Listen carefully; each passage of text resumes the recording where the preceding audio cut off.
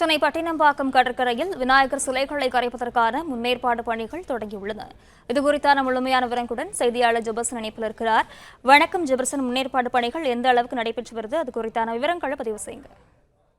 சென்னையில் இந்த விநாயகர் சதுர்த்தி வெகு சிறப்பாக கொண்டாடப்பட்டிருக்கிறது. வீடுகளிலும் பொது இடங்களிலேயும் கட்சிகள் சார்பிலேயும் விநாயகர் சிலைகள் அமைக்கப்பட்டிருக்கிறது. இந்த விநாயகர் சிலைகளை பல்வேறு இடங்கள்ல கரைப்பதற்கும் சென்னை மாநகர போலீசார் அனுமதி வழங்கியிருக்கிறார்கள். குறிப்பாக இந்த சிலைகளை கரைப்பதற்காக சீனிவாசபுரம், பட்டினம்பாக்கம், காசிமேடு மீன்பிடி துறைமுகம், திருவெற்றியூர், நீலாங்கரை உள்ளிட்ட பகுதிகளில் அவர்கள் அதற்காக பிரத்யேகமாக அனுமதி வழங்கப்பட்டிருக்கிறது.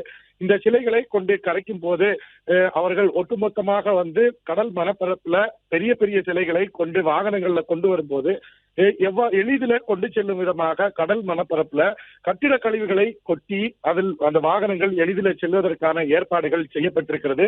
அதே போல காவல்துறை கண்காணிப்பு மேற்கொள்வதற்காக அங்க உயர்ரக கோபுரங்கள் அமைக்கும் பணியும் தற்போது நடைபெற்றிருக்கிறது. வாகனங்கள் ஒரு வழி பாதையில் மறுவழி பாதையில் செல்வதற்கான ஏற்பாடுகளும் முன்னெச்சரிக்கை நடவடிக்கைகளும் தற்போது தீவிரமாக மேற்கொள்ளப்பட்டிருக்கிறது. இன்னும் 2 தினங்களே உள்ள நிலையில இந்த பணிகள் வேகமாக முன்னெடுத்து முழுமையாக முடிப்பதற்காக மாநகராட்சியும் சென்னை மாநகர காவல்துறையினரும் இணைந்து இந்த பணியை மேற்கொண்டு வருகிறார்கள். பிளே ஸ்டோர் மற்றும் ஆப் ஸ்டோரில் இருந்து பாலிமர் செயலியை QR கோடு மூலம் பதிவிறக்கம் செய்யுங்கள். செய்திகளை உடனுக்குடன் பெறுங்கள்.